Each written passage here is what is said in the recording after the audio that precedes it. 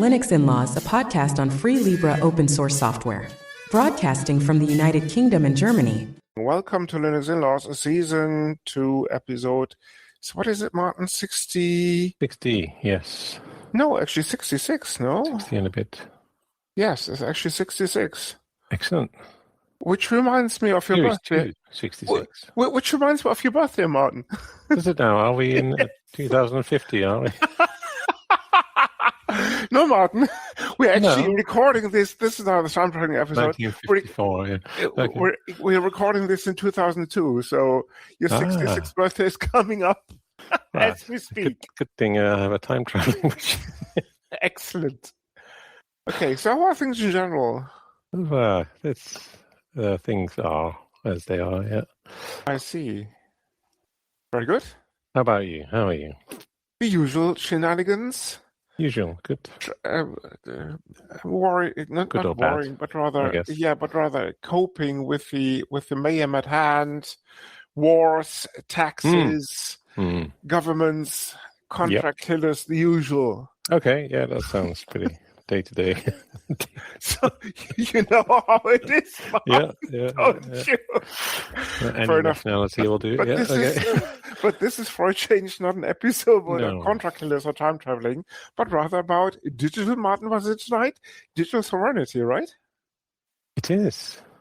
So, Martin, let's get straight to the point, so we can cut this. So we can keep this short and keep this to the 5-minute usual length of the episode that our cherished listeners have grown to cherish and get used to and relish, I suppose. No jokes aside, this is a somewhat non-technical episode, so the people who are looking for pull requests and other technical nonsense probably want to fast forward. Whoa. Since when is a pull request nonsense?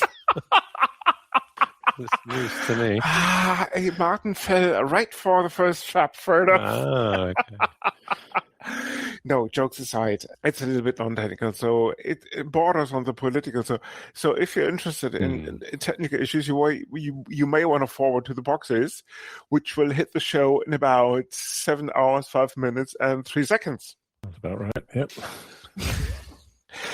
Okay. For the rest who's still listening, so let's get straight to the point. Martin, why don't we set the scene with regards to what sovereignty really is, and what digital sovereignty especially is, and why this is so bloody important these days? Yeah, that's a curious one, because I think the wording is a bit curious to me.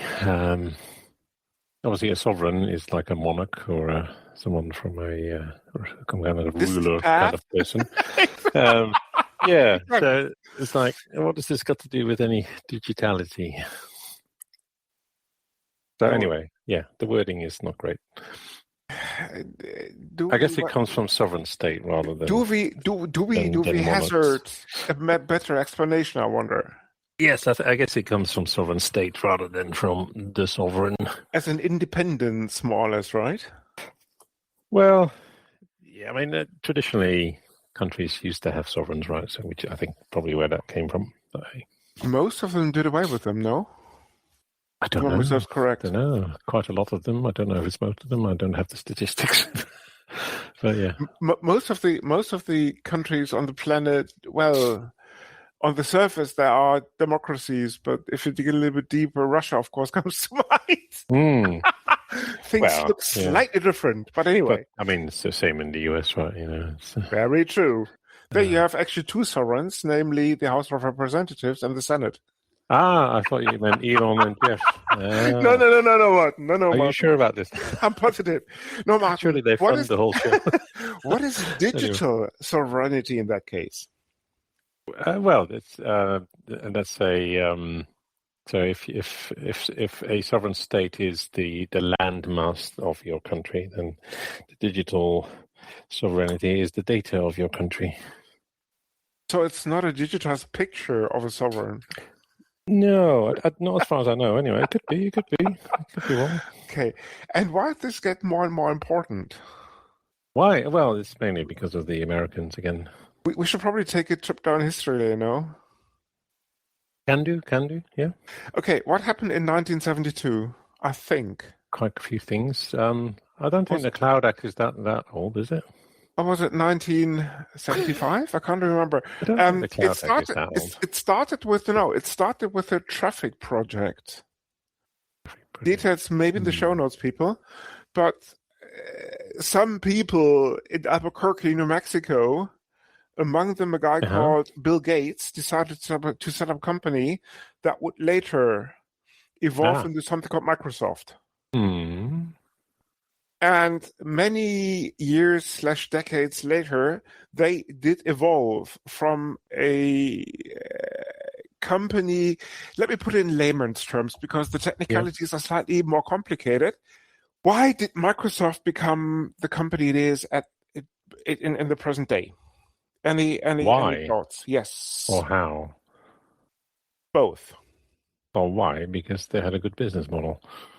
Very good. It started with... Started with the operating system that most personal computers ran. Microsoft Disk Operating System, formerly known as MS-DOS, right? Yes. Exactly. Yes. So where did that operating system come from? Because Microsoft didn't do it themselves. They stole it. Okay. They actually bought it. No, Michael. They didn't steal it for a change. What they actually did is they bought it. Okay, that makes sense. Exactly, they buy everything anyway. Yeah, they bought it. It was named QDOS at the time, Quick and Dirty Operating System, and they sold this or leased it, or for whatever expression. Not pledged it, but what's what I'm looking for? Peddled it, exactly. Peddled it to a company called IBM, who was looking at the time for an operating system for the newly invented personal computer, also known as a PC. And the rest, of course, is history. The point I'm trying to make here is, never mind IBM or not, they pretty much very quickly caught on to the fact that enterprise is the way to go, and came up with further evolutionary stages of that operating system, finally arriving at something called Windows. Yes. Probably some people in the audience have heard about this. It's a proprietary closed-source operating system, I'm guessing now, but ruling about 95% of the corporate desktop market. Don't know. I don't think it's that much in the corporate. I mean, Apple's maybe 90%. done pretty well, haven't they, in terms of... I'm talking about hardcore enterprise customers, as in companies beyond a certain size. With that Windows desktop comes, of course, a suite of applications. Yes. We all know Excel, we all know Word, or we've at least heard about them. But over the decades, Microsoft has managed to, let's put it this way, to put a stronghold into the enterprise landscape that is hard to preempt. And especially with the advent of clouds, because they were pretty late to the game, but more on that in a minute, they actually turned many of these kind of license-based products into subscriptions. And this is basically where the real money really started to roll in, because enterprises beyond a certain size, I mean, I'm talking about not exactly the SMEs of the world, as in the small and medium enterprise, but rather the bigger ones. Companies beyond, say, 3,000 to 5,000 people in size. The Fortune 1000, the Fortune 500 of the planet use Microsoft software in terms of the operating system, the application suites, and all the rest of it. And that allowed them basically to become the behemoth that they are. Now, tiny but somewhat important fact. Yes. They incorporated themselves, I think, in Albuquerque, but later moved on to somewhere in the vicinity of Seattle, as in Oregon. Yes, Seattle, yes. That's correct. Or is it actually Washington State? Anyway, northwest of the United States, but the emphasis is on the United States here. So one company is essentially ruling the desktops, the enterprise desktops of the planet, being incorporated in the US. So what would happen if by whim of fortune, said company would decide that any customer base in a certain region, vicinity, whatever you want to call it, is no longer eligible for access of that technology, including mail accounts and all the rest of it. These companies certainly would grind to a halt, never mind eventually cease to exist. Well, they could always open a different email account. If they don't have a proper contingency plan in place, of course, which more and more companies thankfully have these days. So the picture that I'm painting here is quite straightforward. What happens if the technology provider of your choice decides to call it quits? You have to find a new one. Exactly. Given the recent political developments, and when I say recent, I mean 24, 25, 26. And to some extent, you saw this coming in 2016 when a certain Donald Trump first took helm. But thank God, he only lasted 4 years, but then somebody else took over the helm, but now he's back. Did a worse job, and given the whimsical nature of, I'm almost tempted to say, of his interpretation of how to run an economy, never mind a pretty important country and all the rest of it.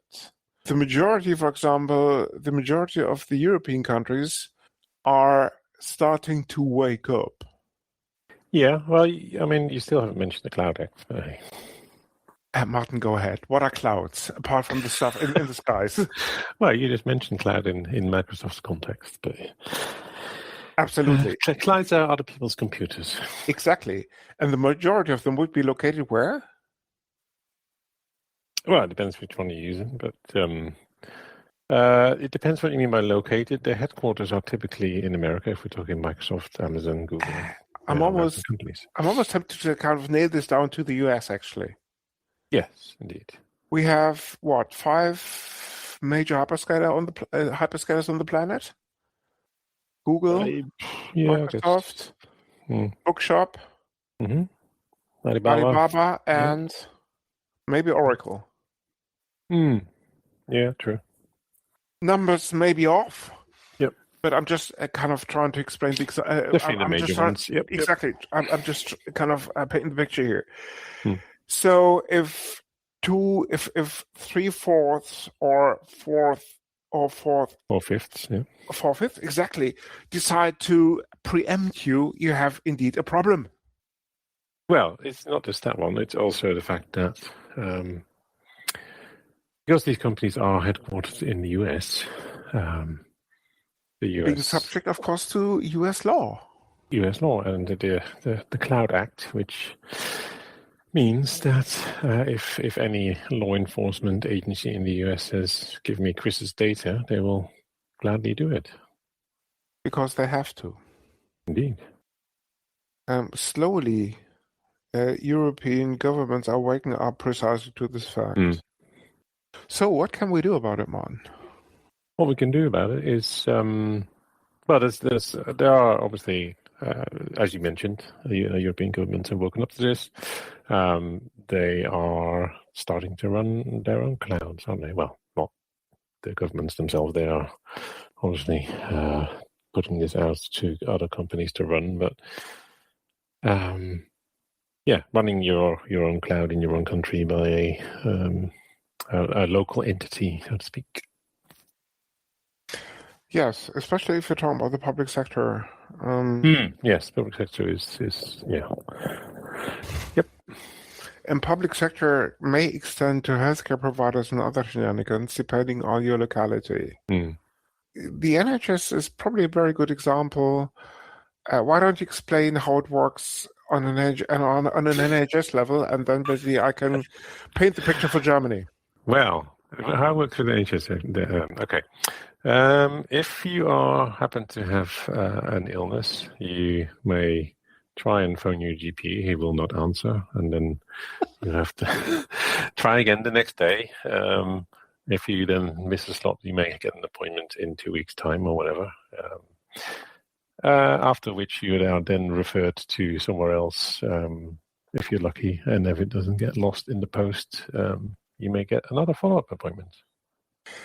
But the point being is actually that the NHS is state-funded, so it would be part of the public sector. Yeah, okay, state-funded. Yeah, okay. Yeah, state, as opposed to, obviously, it's funded by me and anybody else who's in the UK.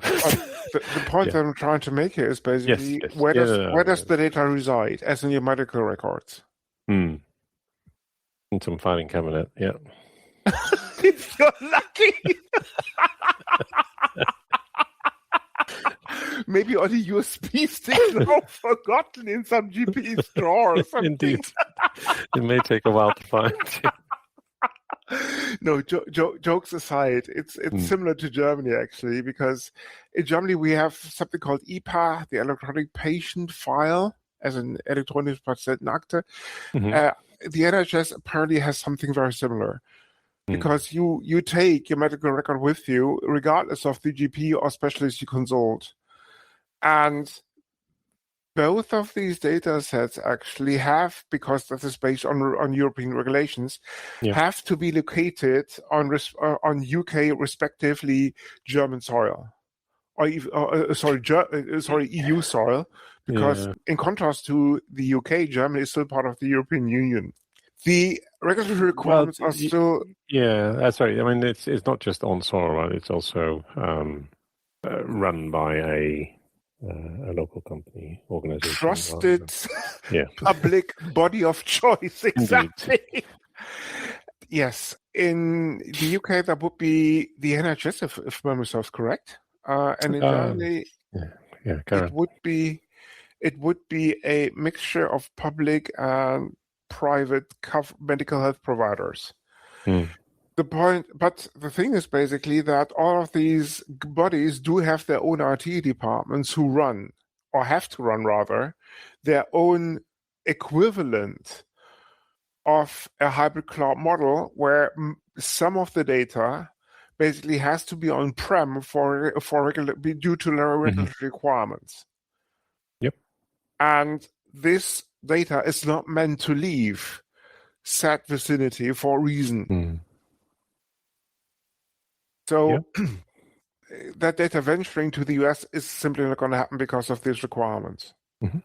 And I'm pretty sure it's similar to the UK, but Germany's public sector has, especially in the last 2 years, gotten the wake-up call and have decided to move more and more data off hyperscalers, if they were even on them in the first place, and have started to build their own deployment clouds, whatever you want to call it. A popular example actually would be Nextcloud.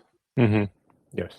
For the two people in the audience who do not know what Nextcloud is, it's essentially a fork of something called OwnCloud. Hint: there will be an upcoming episode of the fork of the second fork and the first fork of said OwnCloud. But the idea is essentially that you have a file storage software that can sync across devices with the location, or with the server being located wherever you want to choose. Yeah, obviously you're self-hosting your own. Exactly. 365 version. You can also buy this as a managed service from a couple of providers in Europe. But the point that I'm trying to make here is that Frank Karliczek, who actually forked the code base and the company in 2016, we had him on the show previously, is nowadays making most of his money actually in the public sector, because either they host it themselves or they avail of a hosting provider that offers Nextcloud as a managed service, but guaranteeing that this data actually stays in their locations.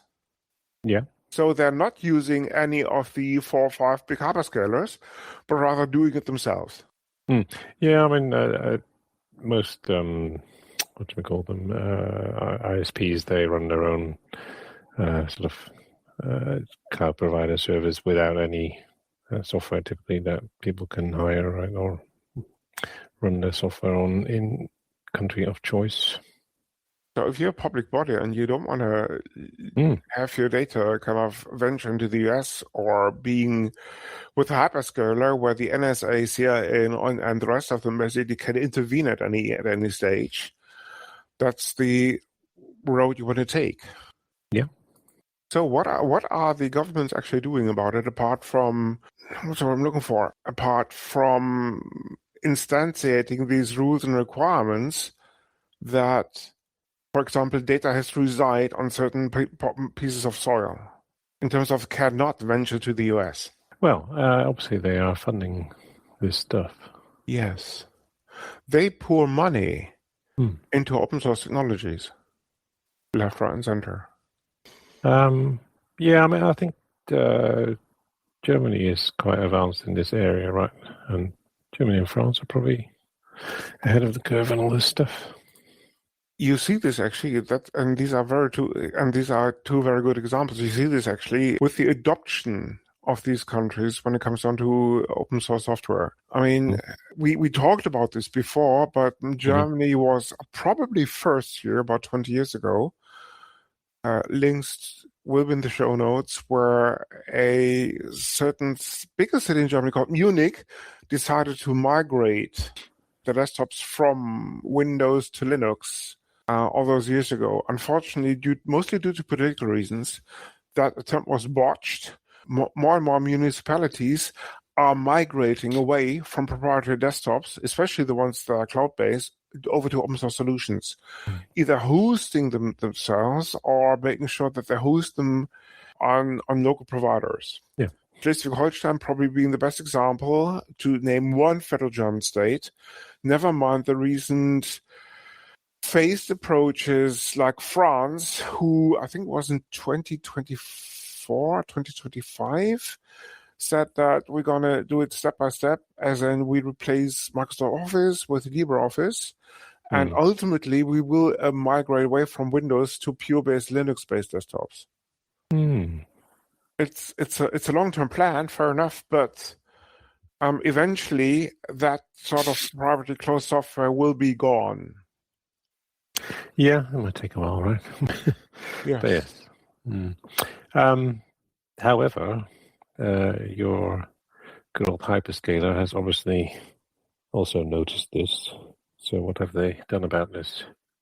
They tried and failed, because if you take a look at the numbers, adoption rates are not that big.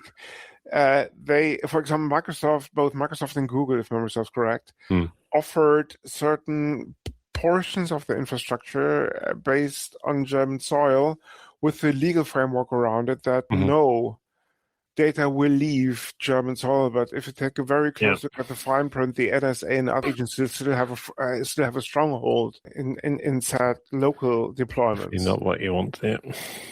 Exactly. So if anybody out there who's falling for this, you may want to read the fine print just in case. So and that's the reason basically why more and more municipalities, as I said, are migrating away from the big hyperscalers to local providers that guarantee, because most of the time, for example, they would be German, guarantee that they're hosting on German soil, that the data will not be leaked to any foreign states, and put the legal framework around that just to guarantee this. Yeah. But most of the governments actually going one further step, actually, because they are actually actively pouring money into such projects. When I kind of did some research about this for this episode, I came across an agency called ARIA, Advanced Research and Innovation Agency, based in the UK.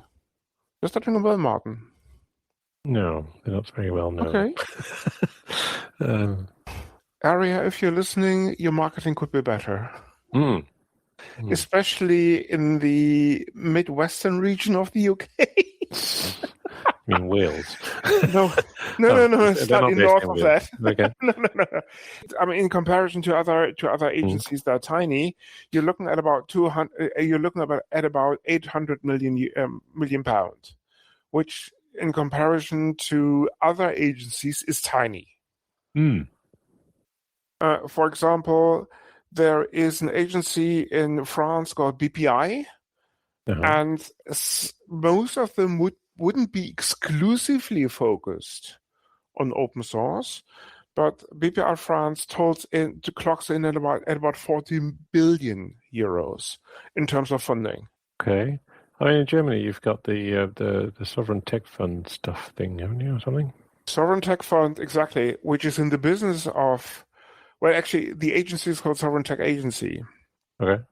Which is in the business of funding, actually, open source projects. And they do, if I'm not completely mistaken, something called, they run something called a Sovereign Tech Fund. The idea is basically that you pour money into a set of targeted projects, GNOME Desktop and some other projects being at the very top of that list.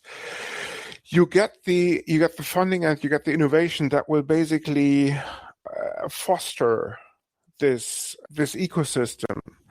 Just to name a few projects, they sponsored core utils, they sponsored CURL, curl, of course. They also sponsored FreeBSD, and they also are sponsoring OpenSSH. Very good. If that rings a bell. It's familiar. So, what else do we have in terms of... Well, what about the hardware? Yes? Well, I mean, data can obviously leave your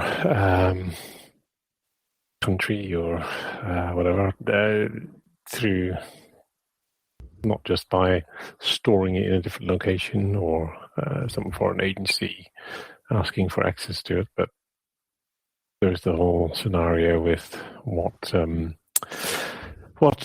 equipment do your telecoms providers use, right? And what does that actually do with your data? Not naming any specific ones, but there was a few years ago there was a big hoo-ha about a certain provider of telecoms equipment that was of Chinese origin, if the memory serves correct. Subsequently banned from being used. Yeah. Yes, of course. I mean, there are always the open source alternatives at the ready. For example, OpenWRT or DDWRT, that you can basically simply take your hardware and kind of modify the firmware accordingly, if you're so inclined. Yeah, I mean, but that stops at your front door, right? And then what happens? Well, exactly. What happens after that? But then there's also the Nextcloud is one of the alternatives, open source alternative to, let's say, your Microsoft stuff. But there are many other places where your data is being used. Absolutely. Speaking of software, actually, the German government has two projects under the umbrella of the Center for Digital Sovereignty in Public Administration. It's essentially a quantum leap innovation agency that has two important projects, namely OpenDesk and OpenCode. Okay. OpenDesk being the ultimate project that will lay the Microsoft alternative to rest, because it does comprise, for example, components such as Nextcloud for file sharing and other functionality. Collabora yes. Yeah. as a collaborative office environment, based, of course, on LibreOffice and all the rest of it, that will ultimately allow public sector entities and the rest of the companies using that sort of software to avail of the open source alternative that is sponsored by a huge government agency of European origin, I might add, namely Germany. And of course, the idea behind this is first and foremost is aimed at the public sector, because the public sector in Germany and other countries are also included, of course, have this stringent requirement of not necessarily using closed source software, but rather open source. And as I said, Schleswig-Holstein, Munich, and them are just two examples that went down this route because of the advantages that open source brings to the table. And the other project that they are sponsoring is called Open Code. Essentially, it's a significant GitLab instance. GitLab, of course, being another open source alternative to the likes of GitHub and so forth, that aims at providing code bases for the use primarily in administrations in the public sector. And it's aimed at cooperative development of software across the board, primarily focused, of course, on Germany, but I reckon over time it will evolve into European body. Yeah, but it's actually, just think about the Nextcloud example. They are obviously doing quite well in terms of funding, right? Because of the use of the governments are starting to use them more and more as an alternative. Fair enough. What about, however, the components that Nextcloud uses, right? All the open source component that it uses. The hint is in the term open source. Well, I mean, we all know what happened with the OpenSSH scenario. It's kind of, if just the are they essentially just a commercial entity that's monetizing open source rather than the point being that, they're using many Node and all sorts of Python and databases and Redis and all sorts of components. What about the funding for those, right?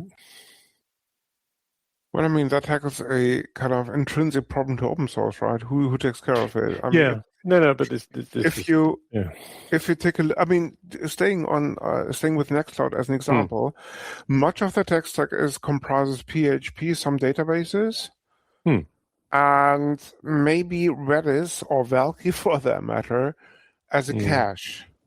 And all you need apart from that, Apache, I don't know. What do they use? Apart from that, you just need a web server. May that be Nginx or Apache. That's it. Okay. Full stop. End of story. All of the apps in the marketplace, because Nextcloud, similar to OpenCloud and OwnCloud, comes with their ecosystem in terms of marketplace of choice, where you can also install apps. And one of the prereqs actually of that marketplace is actually that all these plugins would be open source as well. Some of the people tried to kind of introduce an open core business model through the back door by making these plugins only kind of open core, not open source, but failed. So any plugins you get on the marketplace are actually fully open sourced, meaning the whole ecosystem is open source under an open source license as an OSI compliant license, if memory serves correct, meaning that their sole business model rests on services and support. Yeah. In contrast to Redis, of course, which have adopted an open core model over the years. Never mind license shenanigans or not. The enterprise functionality, for example, comes at a price, and it's not open source, as we all know. Well, all by all, I mean Martin and myself. Yeah. Well, I mean, I don't know. There's something to bring up in the next episode. Is that Nextcloud was originally VC funded, right? What's the contradiction? Well, the point being that ideally this money would go back into open source, right? Rather than to some VC. I mean, this is, I reckon, one of the reasons why Frank forked the company about 10 years ago. Because the VCs had a different direction in mind with regards to where to take the company, and Frank simply didn't agree with that vision. So he forked the code base, he forked the company, and off you go. The rest is history. OwnCloud, I wouldn't say it's struggling, but the fact that there was a second fork of OwnCloud in 2025 called OpenCloud, as I said, details will be in an upcoming episode, speaks its own language. So I'm not too sure about the kind of exact future of OwnCloud as a commercial entity. Yeah, okay. Well, I mean, you can dig into a bit more in the Nextcloud OwnCloud episode, indeed. Okay. Perhaps before we wrap this up, we should shed some light on the non-governmental agencies who manage to drive this forward left, right, and center. It's probably fair to say that without, for example, the FSF or the FSFE, as in the Free Software Foundation, never mind the Free Software Foundation Europe, the landscape would be really different. Never mind the Open Source Initiative and all the rest of it. Maybe even to some extent also the Linux Foundation. Yeah, indeed. Yeah, they do a lot of lobbying with governments, right? For open source. Yes. And I reckon sovereignty, of course. And I reckon also kind of, I wouldn't say smaller, but kind of organization with a lesser visibility, like the Software Freedom Conservancy and that sort of ilk, contribute in a major way to that movement. Because for them, it's all about how to make software open, how to drive innovation, and how to liberate, I'm tempted to say, not just corporate desktops from the grip of closed source software. And with that, children, the sermon ends.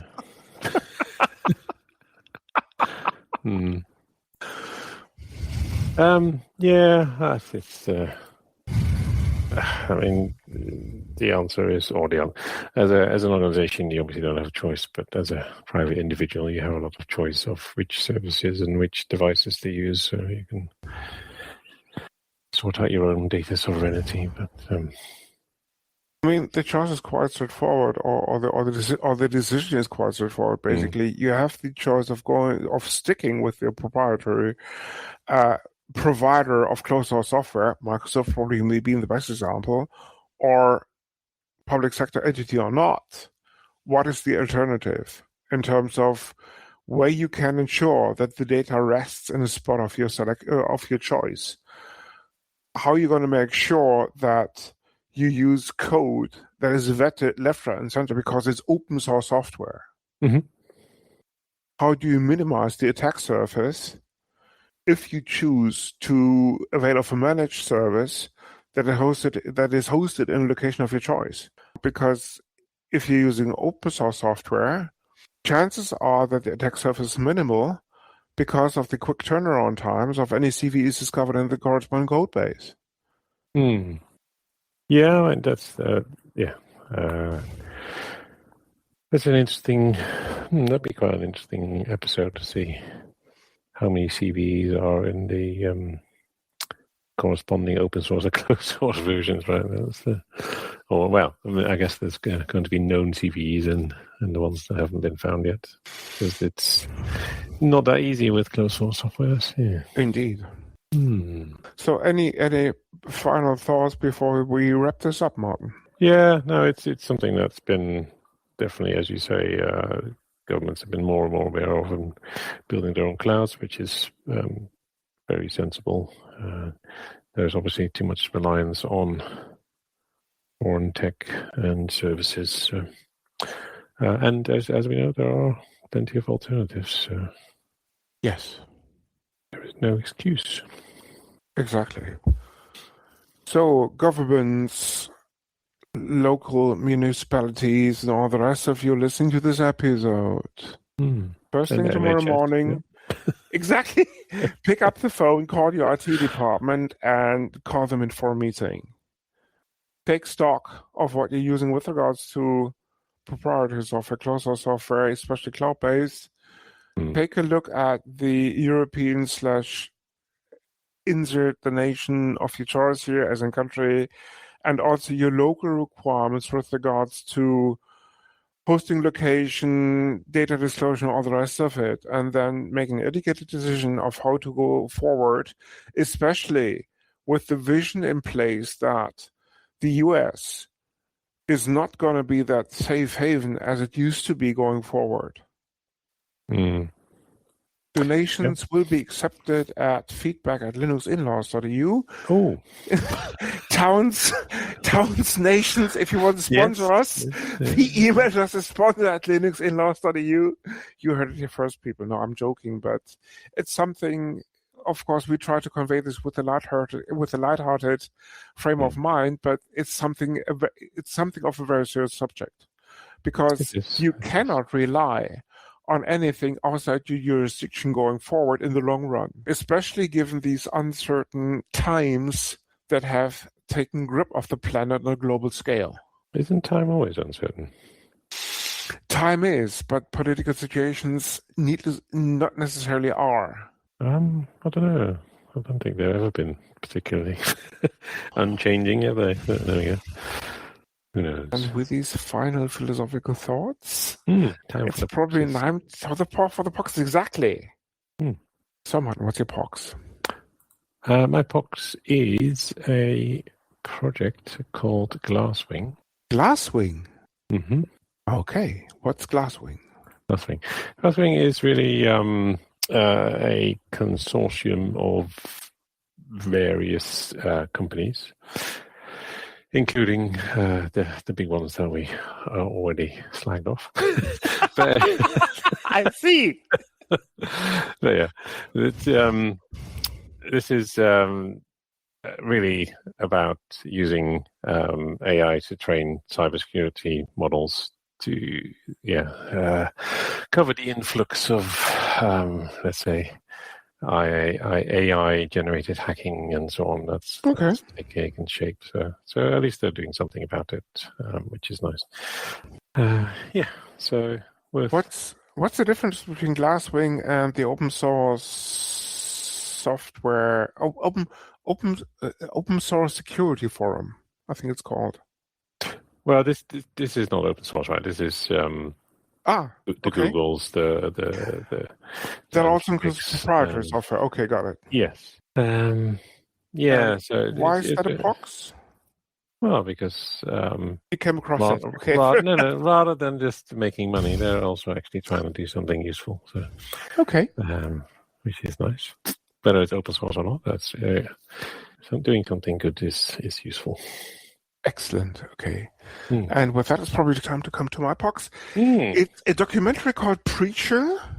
It's a TV series about a religious journey. Let's put it this way. Of a Ted. No. It's Father Ted is a comedy, Martin.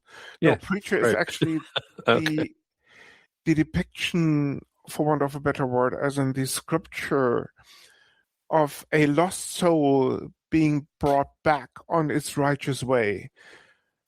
It's not for the faint-hearted because it does include Hitler and some other strange characters. Also, younger children, if you listen to this is not for you. This is for children above 32 years of age. Even with that, you want to have guidance sitting next to you if you're watching this, as in parental guidance, because it's not for the faint-hearted. Most of the descriptions are pretty graphic. Let's put it this way. I started to watch this. It runs for about 5 or 4 seasons. Deals, of course, with the show notes. Okay. As I said, it's not lighthearted. Let's put it this way. And some people mistake this for a sci-fi / horror TV series. It's not. It's actually a documentary, and you don't want to watch this, as I said, without parental guidance if you're under the age of 32. Yes. And even with that, you want to maybe avail of your in the name of religion, right? Or grandparents, exactly. Yeah, I can imagine it quite well. I see. It does include hell raising, some other raising, fundraising I've yet to come Spanish? across. No, it doesn't actually. No, not the Spanish Inquisition. No, no. But as I said, it does include Hitler, so it's close. I didn't know he was a preacher. No, Martin, he's not, or he wasn't. But he does make an appearance. Okay. More than once. Right, I'm not that familiar with his religious side, but there we go. There you go. Anyway. And with that, excellent. See you next time. This is the Linux Inlaws. You come for the knowledge, but stay for the madness. Thank you for listening. We hope you like this feature presentation. If so, please spread the word. If not, please let us know. Feedback at linuxinlaws.eu.